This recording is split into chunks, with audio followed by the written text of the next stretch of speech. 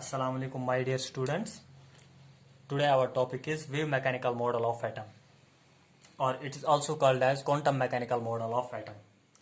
इससे पहली क्लास में हमने पढ़ा था limitations of Bohr's model of an atom. Due to that limitations Bohr's model fail हुआ था. ठीक है, उन लिमिटेशंस की वजह से बोर्स मॉडल फेल हुआ था. And after the failure of Bohr's model of atom a new model was drive. जब बोर्स मॉडल फेल हुआ उसके बाद एक नया मॉडल ड्राइव किया गया और ये मॉडल दिया था, ये मॉडल ड्राइव किया था एरविन श्रोडिंजर ने. ठीक है, एक साइंटिस्ट का नाम है, एक केमिस्ट का नाम एरविन श्रोडिंजर. ठीक है, और इसने जो मॉडल दिया इस मॉडल का नाम क्या रखा गया? Wave mechanical model of atom. ठीक, ये मॉडल जो है wave mechanical model of atom, this model is consistent with de Broglie's hypothesis as well as Heisenberg's uncertainty principle. ये इसमें दोनों, इसमें de Broglie's hypothesis as well as Heisenberg's uncertainty principle, ये दोनों को फॉलो कर रहा है. ठीक है, मतलब de Broglie's हाइपोथेसिस को भी फॉलो कर रहा है और हेजनबर्ग्स अनसर्टेनिटी प्रिंसिपल को भी फॉलो कर रहा है. ठीक, इन दिस मॉडल, इस मॉडल में श्रोडिंजर ने एज्यूम किया कि इलेक्ट्रॉन जो होता है, इलेक्ट्रॉन एक 3 डायमेंशनल वेव है और ये वेव प्रेजेंट होती है around the nucleus in a positive field. As we know, nucleus के अराउंड होता है. सपोज यहाँ पे मैं एक न्यूक्लियस बनाऊंगा और न्यूक्लियस में पॉजिटिव चार्ज होती है और यहाँ पे न्यूक्लियस के अराउंड पॉजिटिव चार्ज का फील्ड होता है, इलेक्ट्रिक फील्ड होता है. ठीक है, तो श्रोडिंजर ने एज्यूम किया कि ये जो इलेक्ट्रॉन जो होता है, अब डिफरेंस क्या है बोर्स मॉडल से? बोर्स मॉडल से डिफरेंस ये है, बोर कहता था कि इलेक्ट्रॉन रिवॉल्व करता है in a fixed particular orbit. ठीक है, in a fixed particular orbit. But Schrodinger ने क्या कहा? श्रोडिंजर ने कहा कि इलेक्ट्रॉन जो होता है ये एज ए 3 डायमेंशनल वेव होती है और ये 3 डायमेंशनल वेव रिवॉल्व करती है. ठीक है, around the nucleus in a positive field. ठीक है, इलेक्ट्रॉन बिहेव करता है as a 3 dimensional wave. 3 dimensional wave से मतलब क्या हुआ? 3 डायमेंशनल वेव से मतलब दैट मीन्स ये वेव एक्स कोऑर्डिनेट में भी होगी, वाई कोऑर्डिनेट में भी होगी और जेड कोऑर्डिनेट में भी होगी. जैसे कि हमारे 3 कोऑर्डिनेट्स होते हैं एक्स, वाई एंड जेड. तो ये वेव जो चलेगी, ये वेव तीनों कोऑर्डिनेट्स में चलेगी. ठीक है, एक्स, वाई एंड जेड. ठीक, so this wave will depend upon the 3 coordinates. ये 3 कोऑर्डिनेट्स पे डिपेंड करेगी. ठीक है, और श्रोडिंजर ने कहा कि ये जो मॉडल, ये जो इलेक्ट्रॉन जो होता है, इलेक्ट्रॉन, इसने एज्यूम किया इलेक्ट्रॉन को as a 3 dimensional wave which is present in the positive field of the nucleus. ठीक, this model is based upon the equation known as Schrodinger's wave equation. ये मॉडल एक equation पे base है, मतलब सारा depend है एक इक्वेशन पे जिसको हम श्रोडिंजर्स वेव इक्वेशन कहते हैं. ठीक है, ये इक्वेशन ड्राइव की थी श्रोडिंजर ने और ये इक्वेशन हमारे सिलेबस में नहीं है, लेकिन फिर भी हमें थोड़ी सी इंफॉर्मेशन इसके बारे में होनी चाहिए. ठीक है, फिर भी हमें थोड़ा सा पता होना चाहिए इसके बारे में, वो हमें जरूरत भी लगता है आगे इसकी टर्म्स जो है इसमें. ठीक है, हमें बाकी हमें इसके सोल्यूशन के साथ कुछ नहीं है. तो इक्वेशन क्या है? इक्वेशन है ये जो यहाँ पे मैंने लिखा है, इसको हम डेल बोलते हैं. Del square psi divided by del x square plus del square psi, ये जो मैंने यहाँ पे सिंबल बनाया इसको हम साई कहते हैं, ये वाला सिंबल साई. ठीक है, PSI. Del square psi divided by del x square, del square psi by del y square, del square psi divided by del z square plus 8 pi square m divided by h into E minus V into psi is equal to 0. This is this Schrodinger's wave equation. ठीक, हमें ये equation बस याद रखनी है. ठीक है, तो इसमें टर्म्स, बाकी टर्म्स क्या है? तो श्रोडिंजर ने कहा इलेक्ट्रॉन एज ए वेव, इसने एज्यूम किया था इलेक्ट्रॉन को एज ए 3 डायमेंशनल वेव. अगर ये इलेक्ट्रॉन की बात कर रहा है तो यहाँ पे m जो है, m will be mass of electron और पाई एंड 8 ये कॉन्स्टेंट है, h is also constant, h is Planck's constant. तो m क्या है? मास of electron, h is Planck's constant और E होता है total energy of electron, E is total energy of electron. यहाँ पे सभी टर्म्स मैंने लिखे हैं. V होता है पोटेंशियल एनर्जी ऑफ इलेक्ट्रॉन. ठीक है, पोटेंशियल एनर्जी हमें वही से दिया हुआ होता है. And Sai, what about Sai? Sai is wave function, Sai होता है वेव फंक्शन और साई को हम बाद में डिटेल में डिस्कस करेंगे. ठीक है, तो यहाँ पे फिर ये क्या है? Del square psi divide by del x square. This is double differentiation of psi, double differentiation of psi with respect to x. ठीक है, साई एक मैथमेटिकल एक्सप्रेशन होता है. ठीक है, जैसे कि मैं आपको समझाऊंगा यहाँ पे, जैसे कि हमारे पास मैथमेटिकल एक्सप्रेशन एक है. मैं सपोज यहाँ पे एक स्ट्रेट लाइन की इक्वेशन लिखूंगा y is equal to mx plus C. What is this? This is the equation for straight line. अब ये इक्वेशन जब मुझे मालूम होगी किसी स्ट्रेट लाइन की, तभी मैं इस स्ट्रेट लाइन का स्लोप निकाल सकता हूं. I can find slope of straight line. I can also find y intercept. So ये information slope of a line, y intercept, ये मैं कब निकाल सकता हूं? जब मेरे पास मैथमेटिकल एक्सप्रेशन दी गई होगी. कौन सी mathematical expression? Equation of a straight line. या coordinates of y intercept, coordinates at any point मैं कब निकाल सकता हूं? जब मेरे पास इंफॉर्मेशन होगी इस स्ट्रेट लाइन की इक्वेशन दी गई होगी. दैट मीन्स ये मैथमेटिकल एक्सप्रेशन जब मुझे मालूम होगी. ऐसे ही साई भी एक मैथमेटिकल एक्सप्रेशन होता है. Sai is also a mathematical expression. Mathematical expression जिसको हम वेव फंक्शन कहते हैं. Mathematical expression. ओके. और ये मैथमेटिकल एक्सप्रेशन, कुछ मैथमेटिकल एक्सप्रेशंस कॉम्प्लिकेटेड होते हैं, बहुत ज्यादा कॉम्प्लिकेटेड, और उनको हम रिप्रेजेंट करते हैं बाय सिंबल्स. सिंबल्स से रिप्रेजेंट करते हैं. ऐसे ही साई भी एक कॉम्प्लिकेटेड मैथमेटिकल एक्सप्रेशन है और इसको हम रिप्रेजेंट करते हैं बाय अ सिंबल. और ये सिंबल लाइक ऐसे हम लिखते हैं. ठीक है. तो ये भी एक मैथमेटिकल एक्सप्रेशन है. इस वाली मैथमेटिकल एक्सप्रेशन से हमें क्या मिलता है? कौन सी इंफॉर्मेशन? जैसे हमें ये मैथमेटिकल एक्सप्रेशन स्ट्रेट लाइन की थी, इससे हमें इंफॉर्मेशन मिलती है about slope of straight line, about coordinates of y intercept, about any coordinates. ठीक है. जो भी हमें कोऑर्डिनेट्स निकालने होंगे तो हम निकाल सकते हैं. ऐसे ही साई से हमें इंफॉर्मेशन मिलती है एनर्जी ऑफ इलेक्ट्रॉन की. Energy of, it's a mathematical expression which gives us information about energy of electron, energy of electron, position of electron, electron कहां पे है, उसके पास कितनी एनर्जी है, and velocity of electron extra. Velocity of electron. ठीक. ये हमें इंफॉर्मेशन प्रोवाइड करता है. That means Sai, this mathematical expression carries information about energy of electron. It carries also information about position of electron and velocity of electron. And what is this del square psi divided by del x square comma del y square या del z square?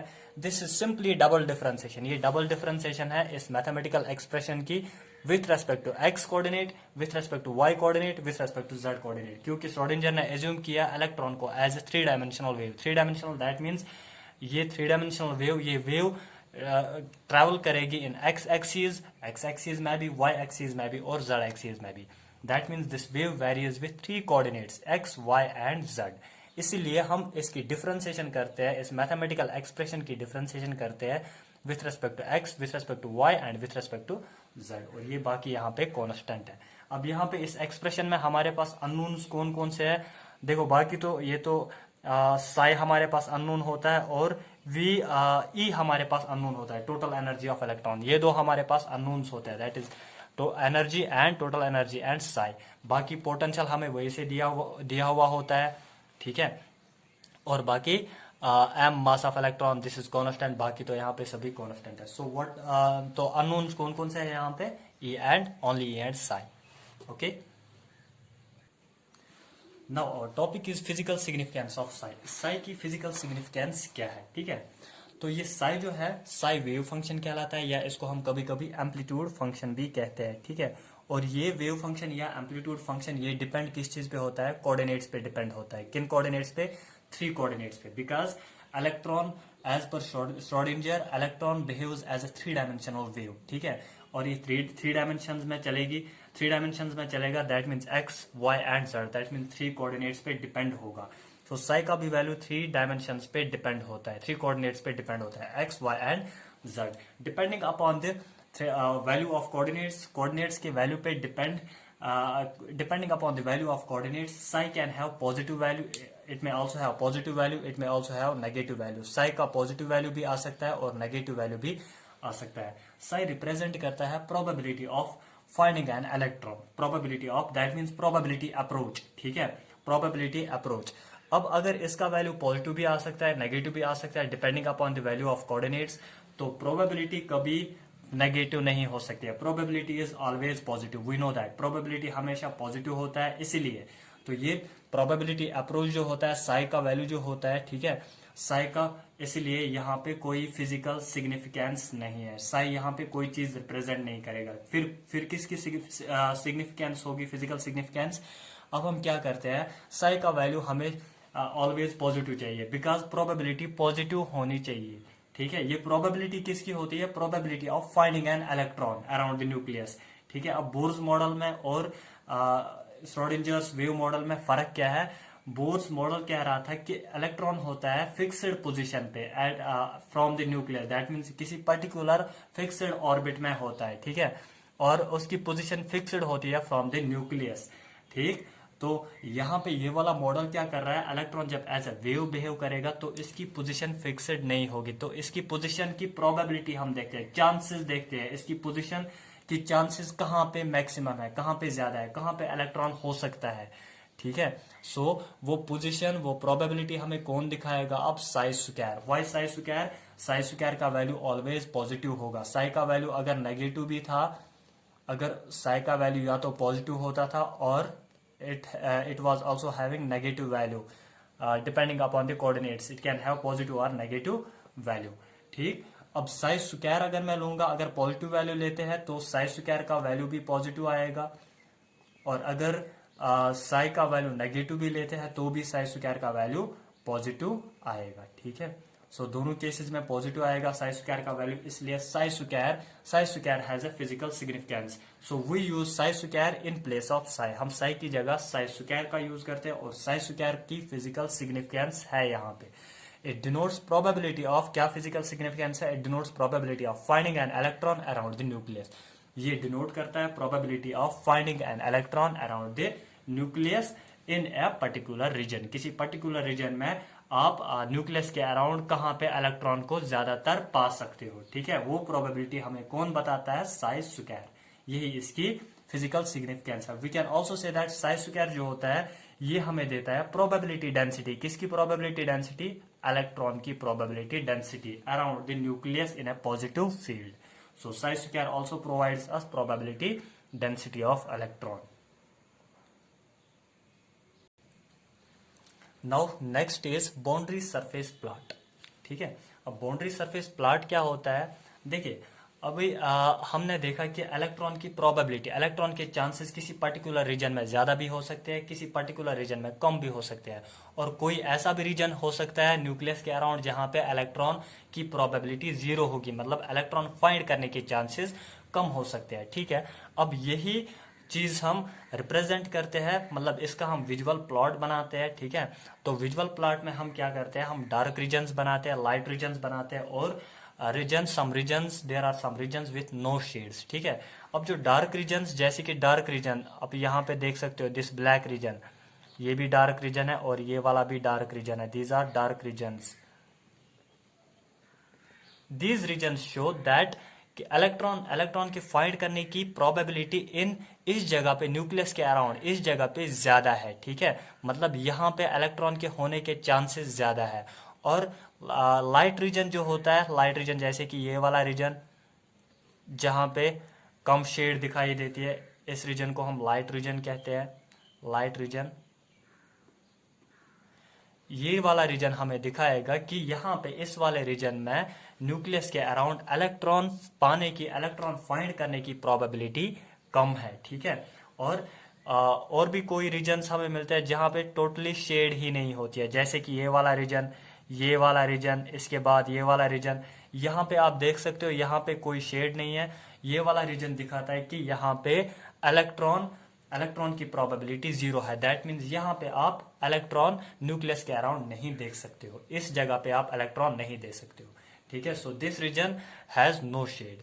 सो ये regions जो हम visually plot करते हैं, जो हम plot करते हैं, ठीक है, ये प्लॉट हमें क्या दिखाता है, इलेक्ट्रॉन फाइंड करने की प्रोबेबिलिटी, इलेक्ट्रॉन पाने की प्रोबेबिलिटी अराउंड द न्यूक्लियस। इसमें डार्क रीजन आता है, लाइट रीजन आता है, और रीजन विथ नो शेड, ठीक है। यही रीजन्स हमें यही जो विजुअल प्लॉट हम बनाते हैं, इसी विजुअल प्लॉट को हम बाउंड्री सरफेस प्लॉट कहते हैं, ठीक है।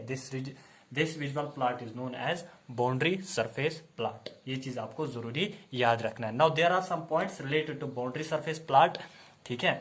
अब आपने यहाँ पे देखा कोई रीजन्स आपको ऐसे मिले जहां पे आपको इलेक्ट्रॉन फाइंड करने की प्रोबेबिलिटी 0 है, जैसे कि रीजन्स विथ नो शेड, ठीक है, no shade, regions with no shade. कोई रीजन आपको ऐसा मिलता है जहां पे इलेक्ट्रॉन फाइंड करने की प्रोबेबिलिटी 0 होती है, इस वाले रीजन को हम नोड कहते हैं। This region is known as node. और यहां पे अगर आप प्रोबेबिलिटी हम कैसे देखते हैं, probability of finding an electron that is psi square around the nucleus. यहाँ पे probability of finding an electron around nucleus that will be equal to 0. That means इस जगह पे आपको इलेक्ट्रॉन नहीं मिलेगा न्यूक्लियस के अराउंड, ठीक है। So this the point corresponding to the probability with 0, the point is known as, उस पॉइंट को हम क्या कहते हैं, उस रीजन को हम नोड कहते हैं, ठीक है, जहां पे आप इलेक्ट्रॉन को नहीं देख सकते हैं, ठीक है।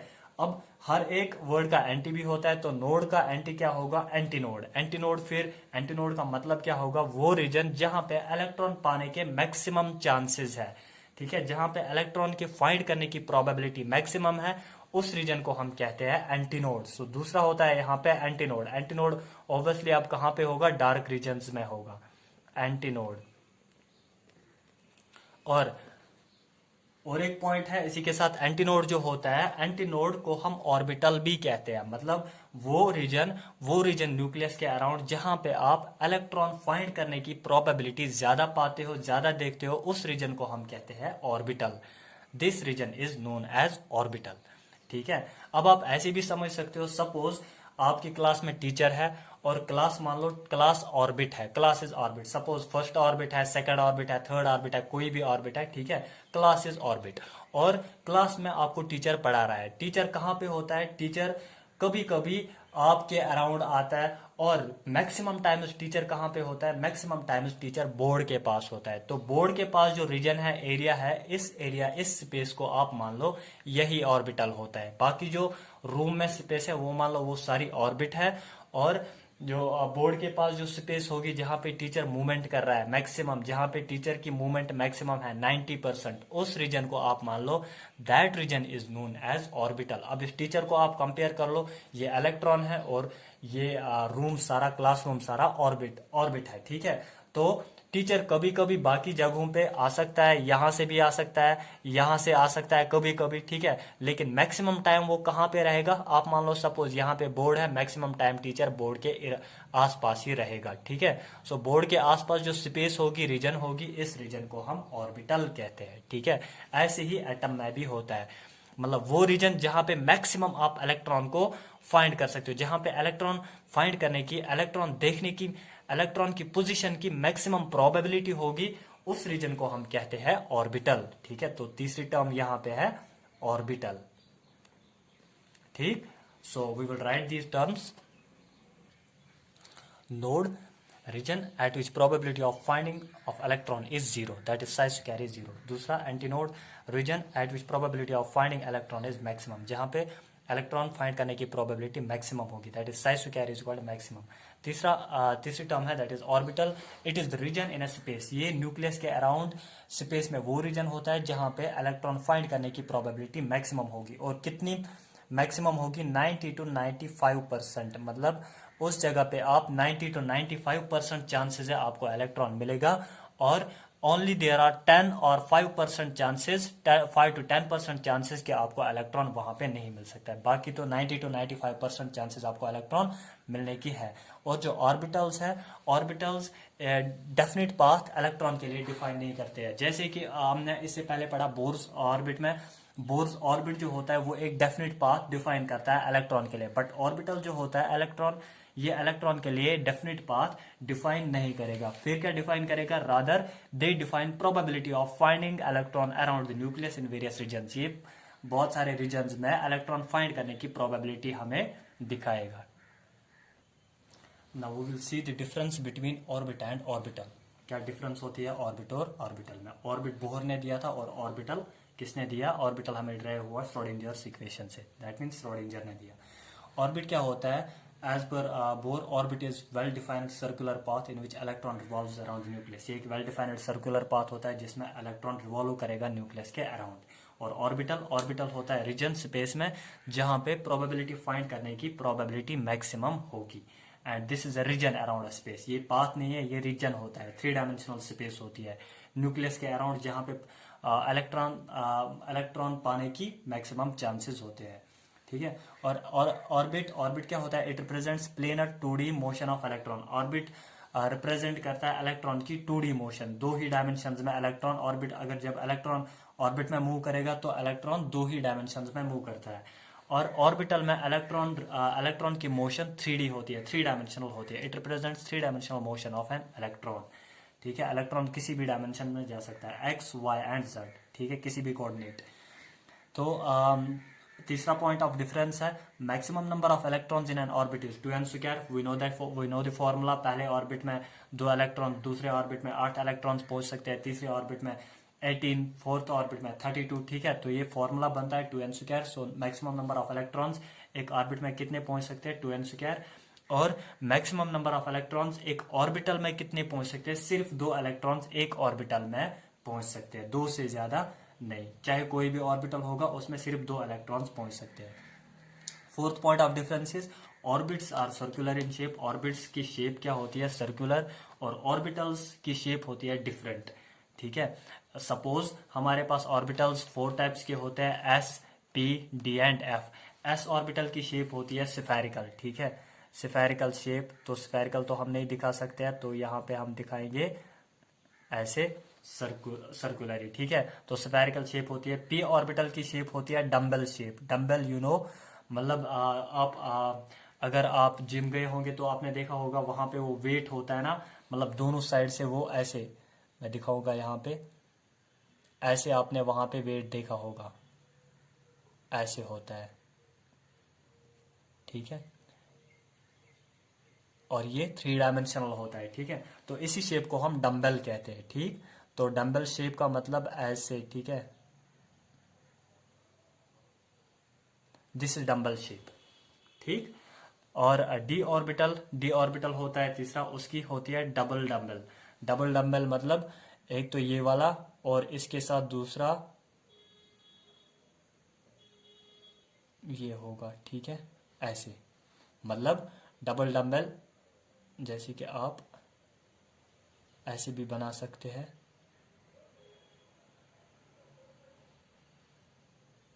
This is also called as double dumbbell, ठीक है। और एफ ऑर्बिटल इसकी कॉम्प्लिकेटेड शेप होती है और इसको लीफ लाइक, इसकी शेप होती है लीफ लाइक शेप, जैसे